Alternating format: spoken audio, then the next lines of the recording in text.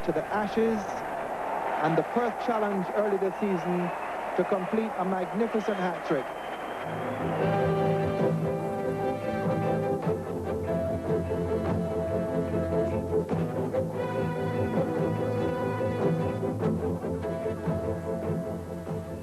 These are the Ashes.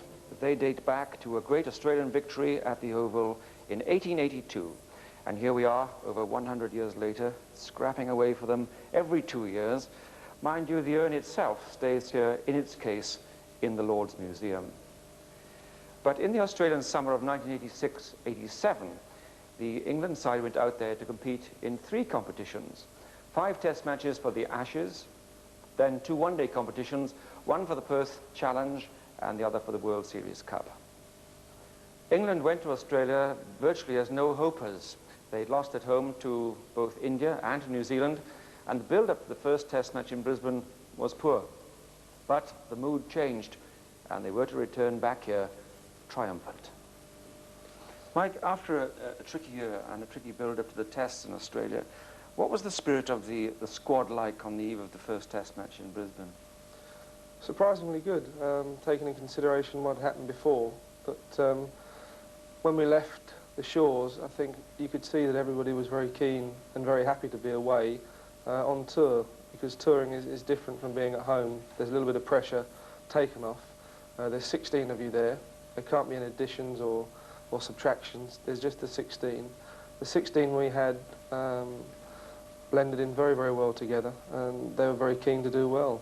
And by the time we got round to the first test, a word from a few people here and there, and the atmosphere was certainly very, very different to the warm-up games. Because of what had been written, perhaps we hadn't played that badly, although badly enough in the start. We'd won 1, lost 1, drawn 1, and played fairly mediocre for the sort of players we had. And it was slightly frustrating for me myself, sort of sitting there thinking, you know, we can't play that badly, you know, and yet we'd done it probably during our summer. And there we were doing it again. But seeing the sort of atmosphere seemed to be different just as we approached the first test match in Brisbane, and we had to just change a few things around, so that was good. Well, therefore it was about psychological moments, and I noticed one particularly when you yourself decided to go up the batting order and come in number 3. Yes, well, people like Allan Lamb and Mickey Stewart had suggested that we perhaps should do that, and I perhaps didn't want to upset David, but David was quite happy to do it. But we didn't decide until about 45 minutes before the start of the game, where David was sitting on the throne, and we had a little conversation in which we decided I would bat 3. So I strapped him on, and we went on from there. That certainly worked. Gower played well too, but he was dropped on naught by Chris Matthews, the 3rd slip. Yes, that was obviously very important. We just lost 2 wickets, having been 200 for 2. We were then sort of 200 for 4. We didn't even score a run whilst losing 2 wickets. But it was nice to have 2 very experienced players like David Gower and Ian Botham going to the wicket.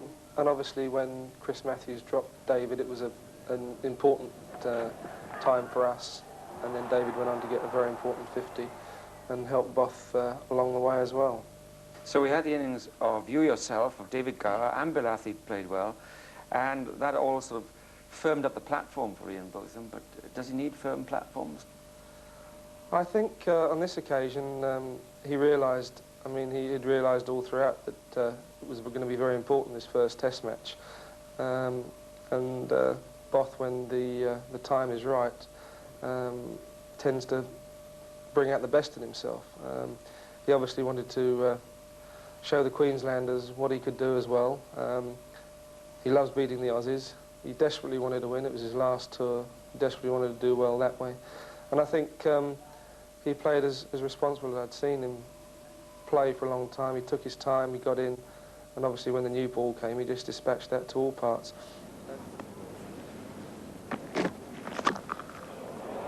That's what we were talking about a little earlier, that if he really decides to go at it, that field is set out there is not going to contain him. He's such a powerful hitter. He really is an exciting cricketer, Botham. All good shots, straight down the ground. Botham doesn't bother running. When he hits them, they stay hit. He's hit that in the air, and that's going down towards the mid-wicket boundary. Slightly over-pitching again and slightly offline. Both of them hitting straight through that one. Another really good positive shot. He's gone for it again. There's a man down there, but that one's wide of the man, into the ground and into the fence down at square leg. So Bruce Reid coming in for a bit of punishment here at the hands of Ian Botham. He's looking very dangerous. England 4 for 257. Really reaches for that one. It's a thick edge on it, and it's well and truly over the third man boundary. Obviously a very thick edge. And Reid again. It's a short ball, and Botham this time smashing it away high and square. One bounce, two bounces into the fence. There are two men down there, and the Australians clearly have set that trap in the hope that Botham will hole out to one of the two of them. Hit that one just a little bit too well.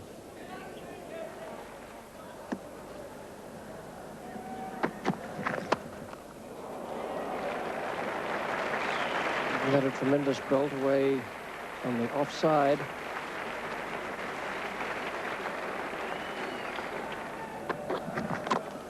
He's hit that one square of the wicket. Will it get to the boundary? Matthews is flying around. He saves it. Botham comes back for the second, and that takes him on to 99. A lovely bit of fielding by Matthews down at third man. He raced around the boundary, picked it up and whipped it over the top of the stumps. Botham on 99. Hughes the bowler. Straight down the ground, beautifully played, and that brings up Ian Botham's century.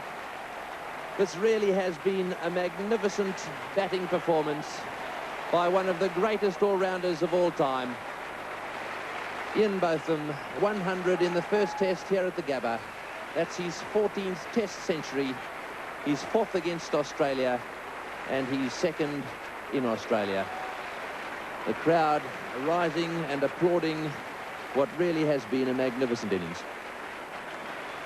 England looked like a ship without a rudder when Botham was banned last summer in England. He came back into the last test match over there, smashed 50 in half an hour against New Zealand, and in the very next test match he's made 100.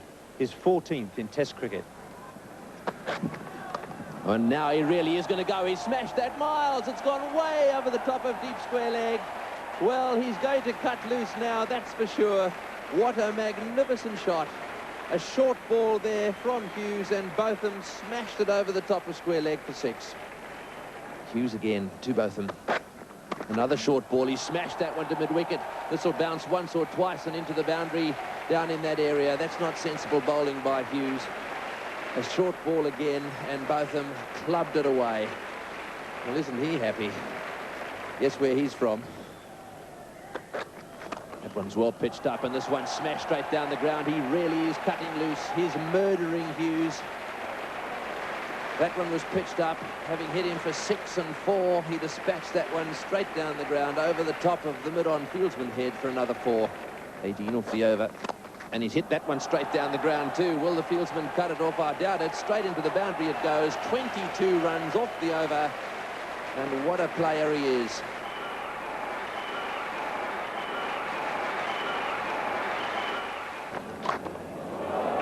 And that's gone well back up into the Clem Jones stand.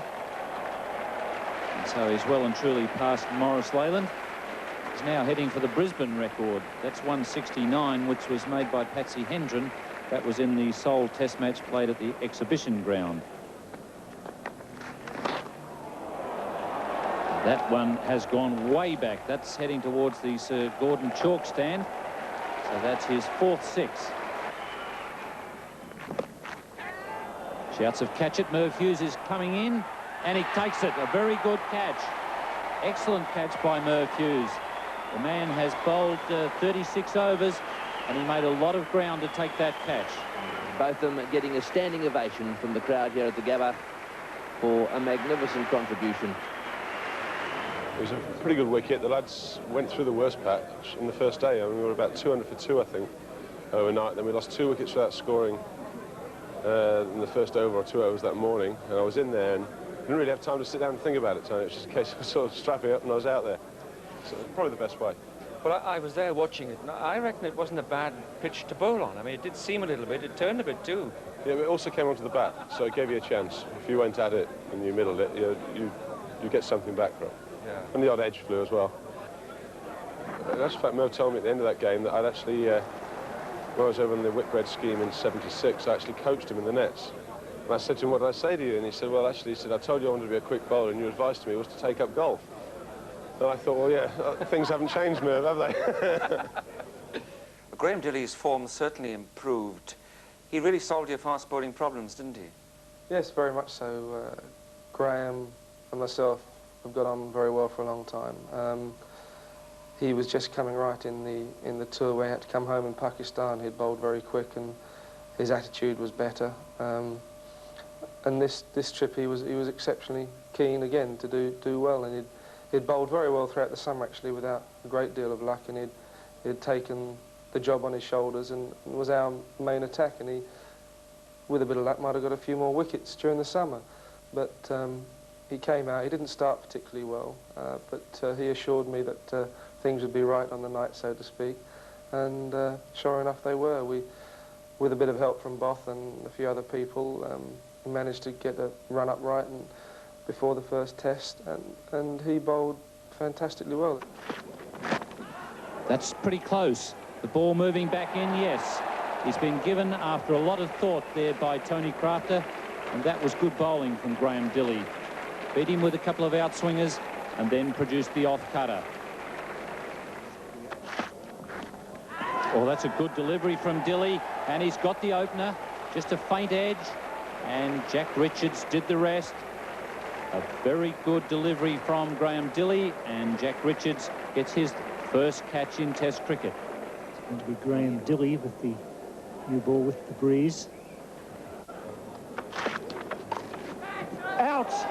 Outside edge, straight to Edmonds in the gully, looking to turn it on the onside, and Graham Dilley's broken through a vital wicket for England. From the Stanley Street end now, here's Graham Dilley to Steve Waugh. Yes, he's out, caught behind, a beautiful delivery. Richards takes the catch, Waugh out without scoring, and a great performance by Graham Dilley. And Australia really struggling at 7 for 204. All on attack, 4 slips, 1 gully, and a bat pad on the onside.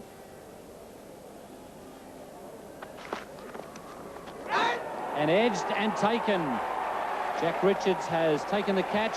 Graham Dilley has finally got his 5 wickets in Test cricket, and the skipper, Mike Gatting, has the opportunity to enforce the follow-on if he wants. And John Emburey finished it off for you?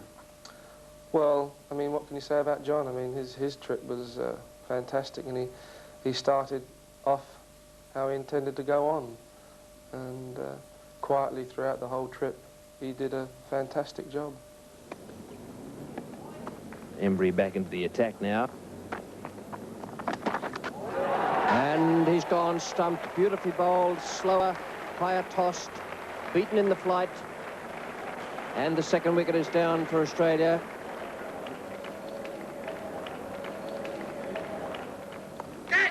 And there's a big appeal there for caught behind. He's got him. Yes, he's got a little inside edge. In the air it went on the offside, and Allan Lamb made the catch. What a wicket that is for England. Border is the man they wanted out. Spin in the person of John Emburey about to come on at the Vulture Street end. He's got a nice breeze to bowl into today. And that's beautifully bowled. Not dissimilar to the way Emburey picked up Dean Jones earlier in the innings. The ball getting under the bat. That is a lovely piece of slow bowling. And he's given it. Emburey has struck again.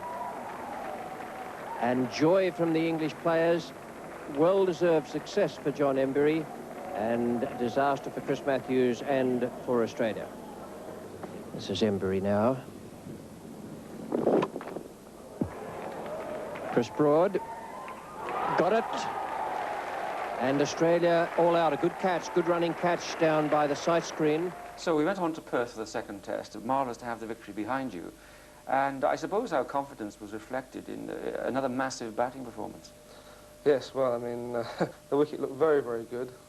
There were a few little cracks in it, but we decided that we were going to have a bat, and I was getting nervous sitting down there at 200 for naught. I was probably more nervous than if we'd just lost an early wicket.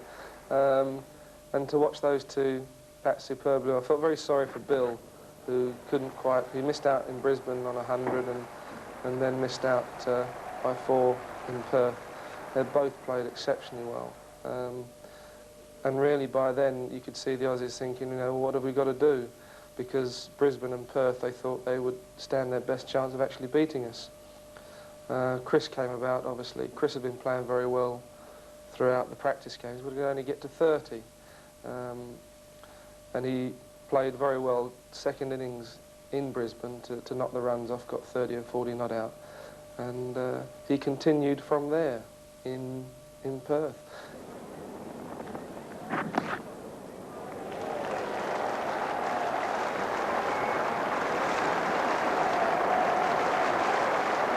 What a great moment for Chris Broad. 100 for him. The England players, well, they might be delighted at this great opening stand. Well, the Australians might have expected Chris Broad to come good, but they couldn't have imagined that Jack Richards would score 100. Well, again, when things are going well, they go well, and unfortunately for us, Jack got, well, unfortunately for Jack, he got naught in the first Test match, but he kept fairly tidily and well, and we felt that we had to stick with the same side, obviously a winning side, which is a bit hard on Bruce, but we felt we should do that. And he came good for us, and he did play exceptionally well.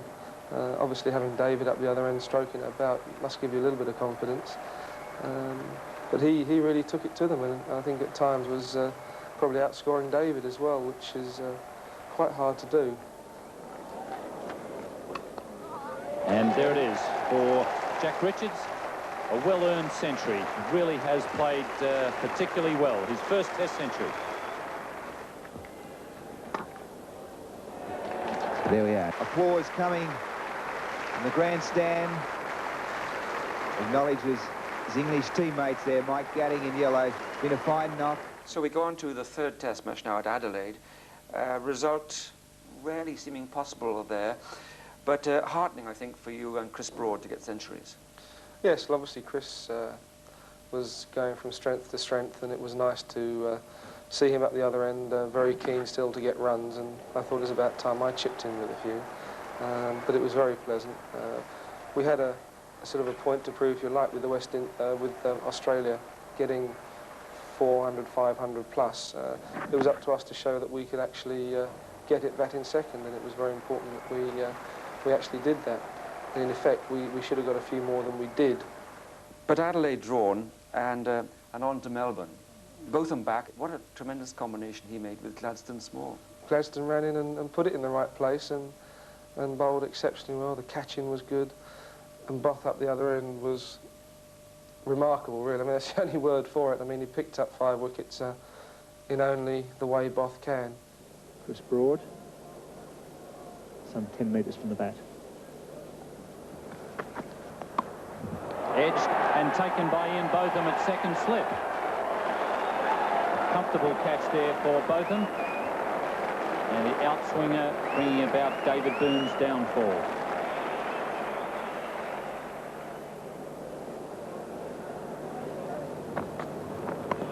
Oh, he's got him. He's nicked that. He's caught behind. Botham has struck straight away. Well, isn't he incredible? Off his 5th ball, he got Marsh trying to play the pull shot. It was definitely a quicker ball. Big top edge, and what a good catch by Richards. He had to fly in the air and snatch it down.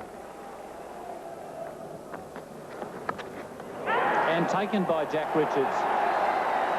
And that is a great blow for England. Mike Gatting undoubtedly will be delighted with that breakthrough. Border can't believe he's played that stroke. Gladstone Small to continue. Well caught. There's a good catch. Not a particularly good shot from Stephen Waugh, but an excellent catch from Ian Botham. Not troubled by his muscle soreness there. and got down to it 2 hands, having started off with hands on knees. Gladstone Small. And off the outside edge, Jones trying to play away on the onside, gets a leading edge. Gow comes around, takes the catch, and Australia now 5 down. And he's been given out. There wasn't an appeal there from the bowler. That's a strange one, and I think Gladstone Small has got an awful big shock there. The appeal came from behind the wicket, and Peter Sleep has been given out, caught behind.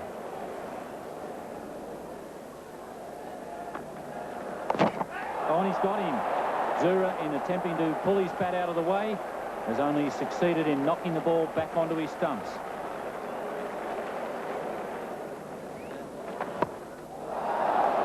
Keeper going after it. Jack Richards, Small coming in, and Richards is the one who gets it. Marvellous catch there by the keeper, Richards. McDermott's on his way, and I think we might see Daddles the duck again. Both of them.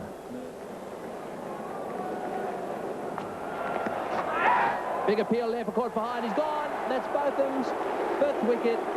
He's equalled the world record for 5 wickets in an innings.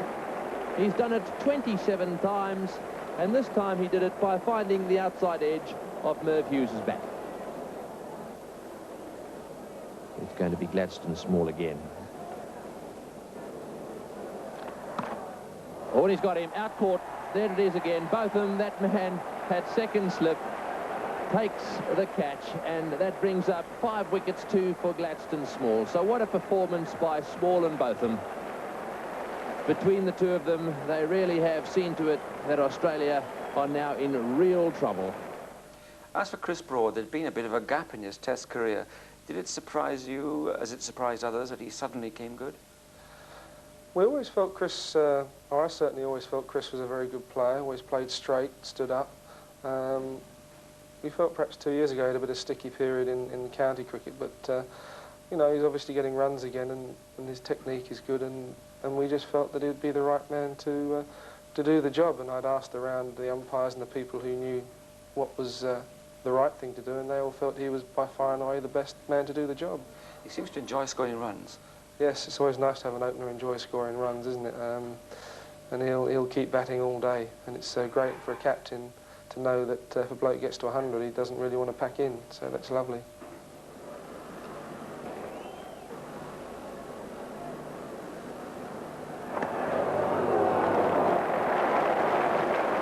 He's very strong around leg stump, and he starts off with a boundary.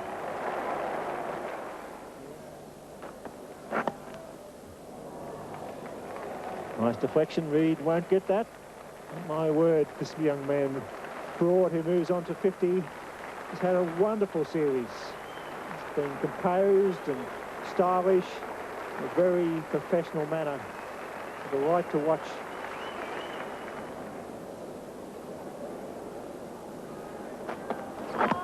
No ball. He lost his run up there. We saw the stutter.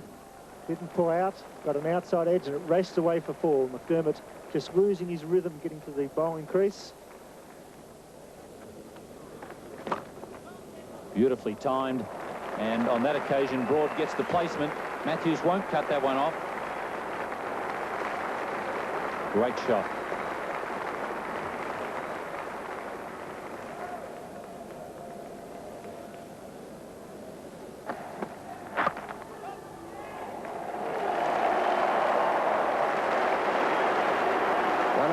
For Chris Broad, his 3rd in the series. Great effort. 162 in Perth and 116 in Adelaide. He's a very fine young player. Thoroughly deserves his success. He now joins Jack Hobbs, as he was then, later to become Sir Jack, on 3 Test match centuries in a Test series for England in Australia.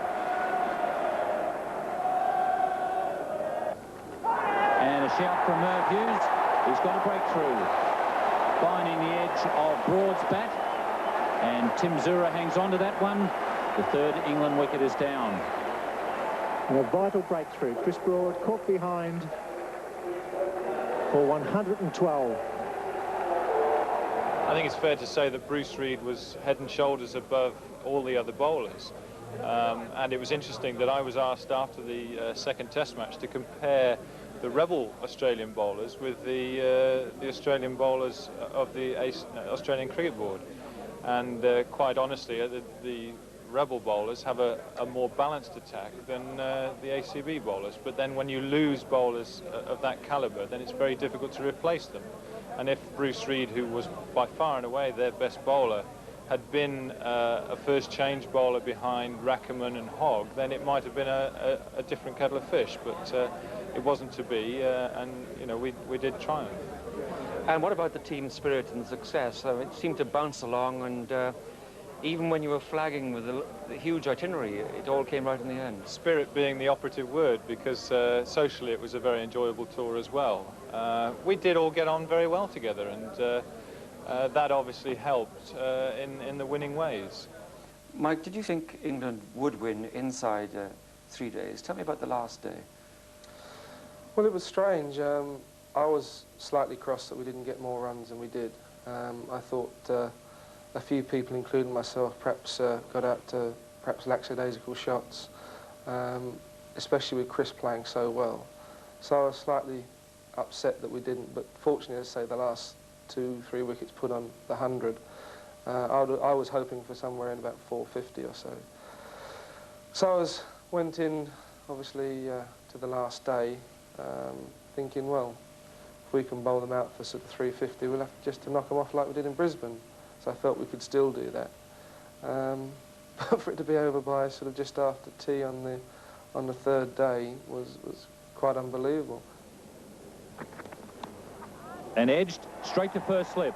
David Boone on that occasion was trying to draw his bat out of the way. But that one edged straight to first slip, and David Boone's bad luck continues.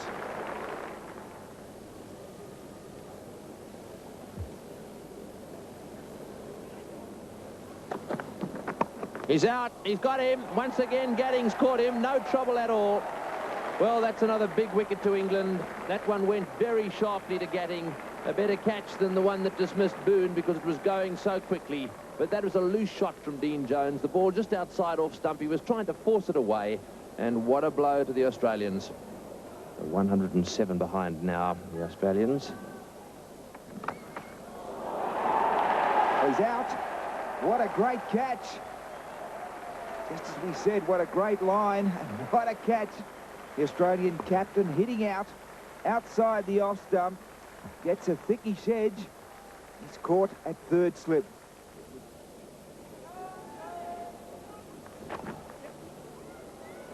Oh, there's a mix-up. He's going to have him. He's gone. Run out 5 miles. Well, that was a dreadful mix-up. He called for a single. There was no way in the world there was a run there. Stephen Waugh was quite correct to send him back. The new batsman is Greg Matthews. He's hit the stumps. He's got him. Matthews has padded up.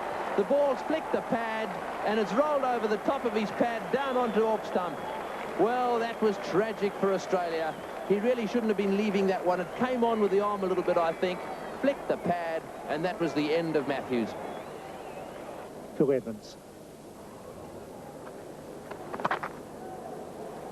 Run out. Out. What a good piece of fielding by Edmonds. The throw was bad from Gower, and Philip Edmonds, a big man, took the mark and threw it back. A silly bit of cricket. It really is heartbreaking. The three test batsmen sacrificed their wicket. Zura is on strike. Phil Edmonds. Close this time. Yes, he's gone. He walks. Tim Zura walks. A brilliant catch at short leg. England doing everything right. Australia stumbling to defeat here at the Melbourne Cricket Ground, but take nothing away from the England spin twins. They've been very accurate. Nice fight and a delightful catch diving forward. And Tim Zura didn't even look. He walked as Bill Athey took the catch. Bowled in, 49, beaten in flight. A superb piece of bowling. Stephen Waugh going through his third 50 in the series was outthought by the Wally spinner. A magnificent piece of bowling. There was a gap at mid-on and mid-off. He danced down the wicket, deceived by a superb fight. John Embry, the bowler. Oh, and he's bowled him with the arm ball. A good delivery there from John Embry. Craig McDermott playing for spin. Craig McDermott on his way back to the pavilion. And England now just 1 wicket away from wrapping up the Ashes. Phil Edmonds.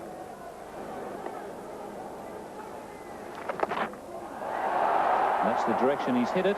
Straight to Gladstone Small, who takes a very comfortable catch. So the Ashes are retained by England. Phil Edmonds picks up 3 wickets, and the victory was by an innings and 14 runs. So really, I was very, very happy. The atmosphere was great. The confidence was very high. And things were looking good because we still had a long way to go in the tour. And we had a lot of cricket to play. Well, you allowed Australia to win the 5th test. We'll put it kindly that way. I think it was a marvellous test match. It was particularly a gripping final day. I mean, that was the day that where you did pick up criticism from 1 or 2. But overall, the appreciation of the day was widespread, certainly back home here. Yes, well, I was obviously very, very disappointed to lose the test match. I didn't feel that we should have lost it. So I didn't really think Australia deserved to win it. But on the day, they actually caught their catches and they bowled fairly well. This time he goes way over mid-on.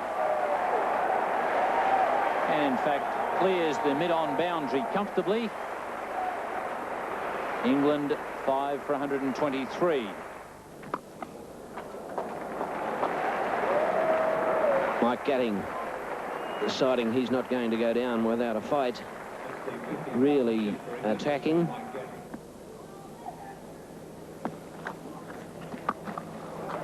There's another short one from Sleep. And Gatting brings up his 50 in fine style.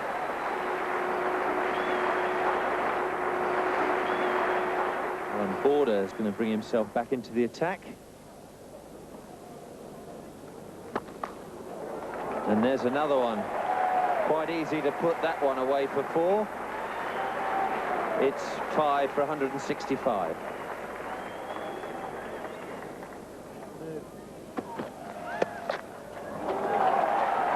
It's a cracker of a shot.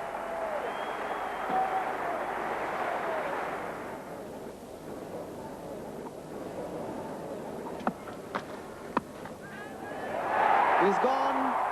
Cotton ball for 96. Steve Waugh takes the return catch. We have a match. Well, what a breakthrough, and what a decent gamble that was too by Allan Border. He decided to give Stephen Waugh a go. He's come in, he's produced a straight delivery that swung in a little bit, and Gatting has hit that ball straight back to him. Peter Sweep. Got him, that's the one. The run through the gap between bat and pad. As Max Walker said, that's the one they were after. 10 overs remaining. The wrong one gets through. A fine innings from Jack Richards, but a wonderful piece of deception by Peter Sweep. Phil Edmonds comes to the crease. 9.3 overs remaining in this test match. 20 overs have to be bowled in the last hour. England with 3 wickets in hand. Peter Sweep. Close, got to be close. That one, yes, he's got him. That's out. Very close, didn't offer a shot, and now 2 wickets for victory. 16 balls remaining. Gone, he's caught him. Great catch. Umpires confer, yes, he's out. Allan Border taking a catch, and the game, a cliffhanger, a superb catch. It went to ground. The umpire looked to square leg for verification. Graham Dilley, non-strikers end. 7 balls remaining in this test match. Peter Sweep, his final delivery. Got it! He bowled in! Victory for Australia! They've won with 1 over remaining, so the run of outs ends the end of a very memorable test match. Victory by 55 runs, 5 wickets to Peter Sweep, one of the all-time great test matches. Well, it was a great series, it certainly was. But now we come to great test for the England side to continue playing one-day cricket while all this was going on, and plenty of it. There was the first was the Perth Challenge. That was the one-day competition over in Perth. The West Indies were expected to be warm favourites, but you didn't seem at all overawed by them. Well, it was a good time to actually play that, because we'd just come across from Melbourne. It was in between the 4th and 5th test, and we'd just won the Ashes, so the confidence was fairly high. The one thing we had to get over was the fact that the last 2 meetings we've had with the West Indies, we got fairly well beaten, and I just felt that it was important that we went out there. We were playing well, and they just come back from a tour of Pakistan, so obviously slightly tired as we were. And I felt if there was any time it was right to beat the West Indies, now was it. And even after we got off to a very, very sticky start with the bat, Jack Richards and Allan played exceptionally well. It was good to see Allan get back into form, because he'd having a bit of a patchy test series. But he played exceptionally well. And the guys towards the end, John and Philip de Freitas and Philip Edmonds, all chipped in with a few. And the bowlers managed to bowl it in the right place. In the air, there's a chance. It's Chris Broad. He's got a good pair of hands, and he's got it. Richards out, trying to sweep a good spell of bowling, and Richards not quite going on with it, out caught for 45. And the West Indies struggled, and I think we won a very memorable victory over them. Last delivery, his 10th and final over. Bowling! What a spell of bowling! That could be it. Only Courtney Walsh remaining. Courtney Walsh. Shout for LBW. He's out. That's it. No matter whatever you work to and what policy you adopt, if you haven't got the right quality players, you're going to achieve next to nothing.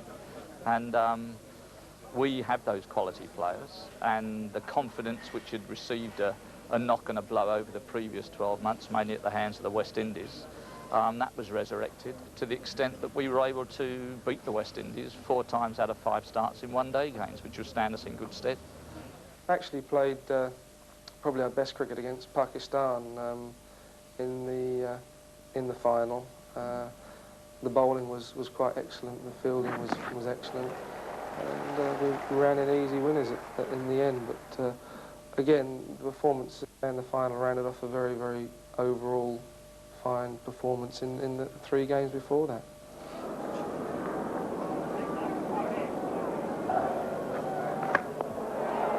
Couldn't wait any longer. Botham goes down and finishes the match and the championship with a typical Botham shot. England have won. England are the Challenge Trophy winners, beating Pakistan by 5 wickets. 40 overs and 1 ball it took them to do it. And Ian Botham hitting the winning run. But in spite of other World Series wins, Mike, I think history will remember Allan Lamb hitting 18 runs off 5 balls to beat Australia. When Allan, who appeared to be struggling anyway, I don't know whether he was lulling them into a false sense of security or not, but came up with this monumental 18 in 5 balls. I'd like to say I felt sorry for AB. I suppose I did in a way, but it was nice actually to win the game, because you know, the Australians were jumping up and down outside our dressing room window and sort of laughing and joking, and then they weren't too happy when Allan came running off 5 balls later.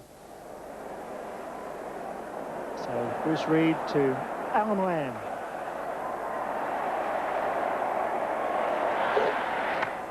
Smash that.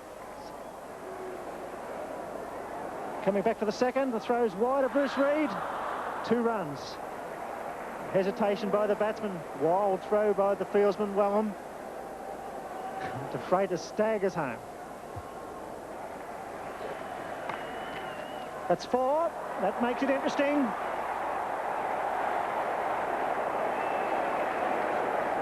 Lamb's first boundary off 99 deliveries faced, and what a time to hit a 4. 12 runs off 4 balls. Bruce Reid. Swung that at 6. Is it? That's a big hit. It's somewhere over there. I can't see it. It's gone. It's gone for 6. A magnificent hit. Whoa, whoa, whoa. What a hit of Bruce Reid over long on. Lamb gave himself some room. He smashed it. The ball went high into the sky, and away it went. 2 boundaries for Lamb, a 4 and 6 just at the right time. Australia need a wicket. Smash. Welham Fields, just the single. There's the throw. They're going through. It's an overthrow. What a time for an overthrow. There's another one. Oh dear, just at the wrong time, the wheels falling off, a little bit of panic. Well, the worst thing it's done for Australia is it's got Allan Lamb back on strike. Bad throw from Dirk Wellham. And it got away from Bruce Reid. It skidded off. Reid really should have saved that. He should have had everything behind it. But now it's brought Allan Lamb on strike. England want 4 for victory. Big danger is down fine leg. There's nobody down fine leg. A nick over the top of the keeper. In comes Bruce Reid. There it goes. It's in the gap. It's going over towards the boundary. It's 4 runs, and Lamb pulls up a miraculous victory. What a performance by Allan Lamb. He struggled for 99 deliveries. He hit a 4, a 6, a 2 and a 4, and the crowd has gone wild, and all of a sudden, out of the blue comes Allan Lamb, and away goes 2 points for Australia. Let's just think about one match. England versus West Indies actually was for a place in the finals, and it was played at Devonport, and that was a fascinating match, wasn't it? Yes, again, I think the Australians have a sense of humour. They stuck us down on a interesting wicket against the West Indies. One would have thought in the inaugural game of Devonport One-Day World Series they might have gone down in themselves to cheer up the supporters, but they slipped us down there with the West Indies, and the wicket was rather lively as we expected. And again, Chris Broad held us together, played a magnificent knock along with Allan Lamb. We got 30 or 40 and a few chipped in here and there, and we managed to get through the early order. And then Both got the all-important wicket of Viv.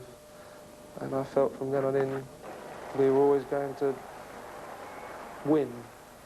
13 balls remaining, 1 wicket in hand and 30 runs required.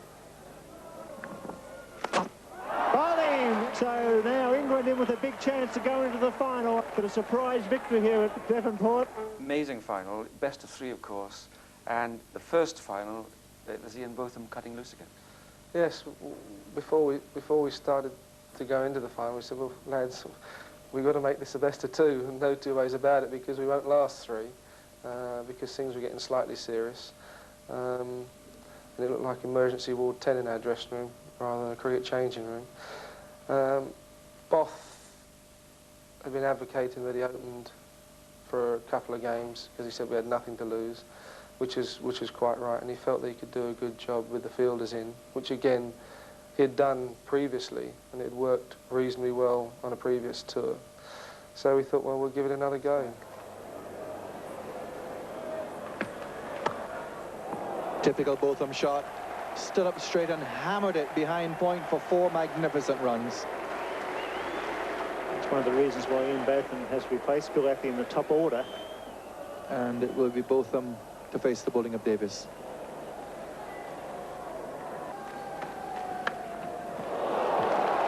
Well, he almost took off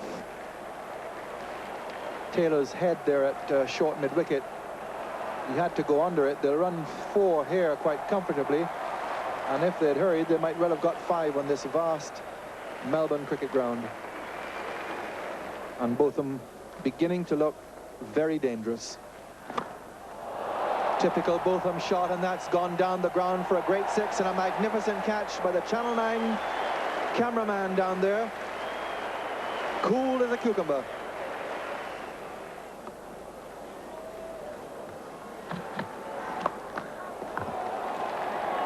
And this is Botham just about going mad now. 12 runs off the over, and Botham could win it almost on his own. No wicket for 46. He's got that through.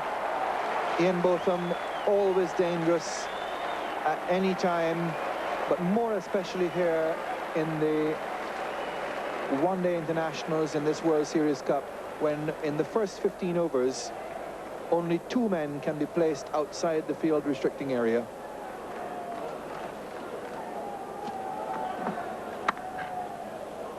And Botham surely is a man that wants to take strike. Was looking for strike. Well, what a marvellous 50. It really has been an exciting night. Big crowd here have enjoyed it no end.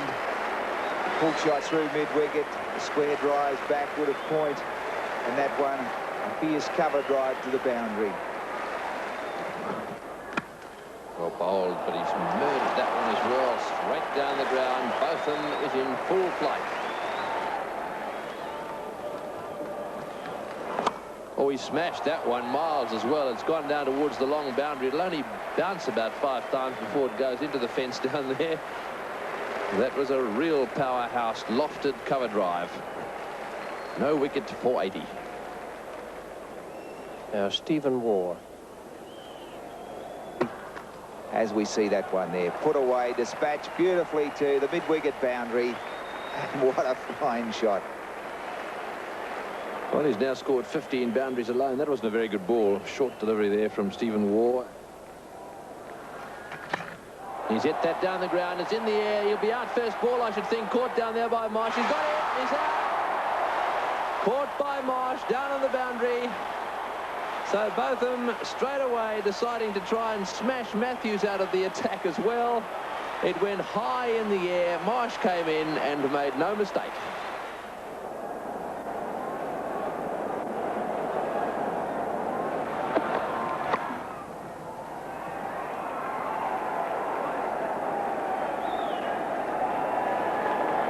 So the last ball comes around with 11 runs needed. England, the smiles tell it all on the faces of Graham Dilley and many of the players. Tremendous season for them. Resurrected from the depths of defeat against the West Indies last year in the Caribbean. 5-0 they were beaten in the Test series there. And England have won the World Series Cup to add to the Ashes and the Perth Challenge early this season to complete a magnificent hat-trick. Ian Botham summed it up by saying that, you know, it's the best tour that he's ever been on. Not because of the results, but how happy people were, how he enjoyed everything, really. And obviously, it's easy to say that when you're winning, but, you know, for Ian to say that when he's done so many tours and done so many things, I think probably that sums up the tour. And the 3 centuries in successive tests, I mean, you hit the record books. That's fantastic, isn't it?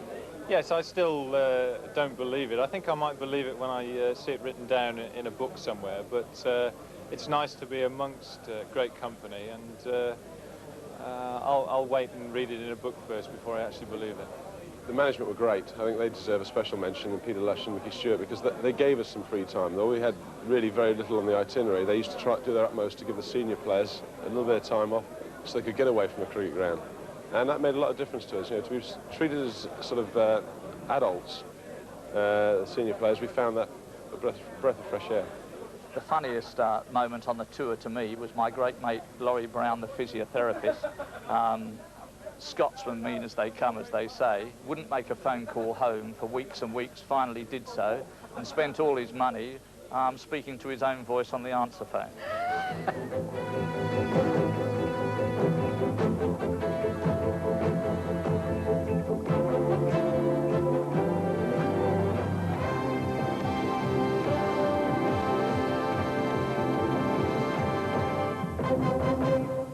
Of England's first match in the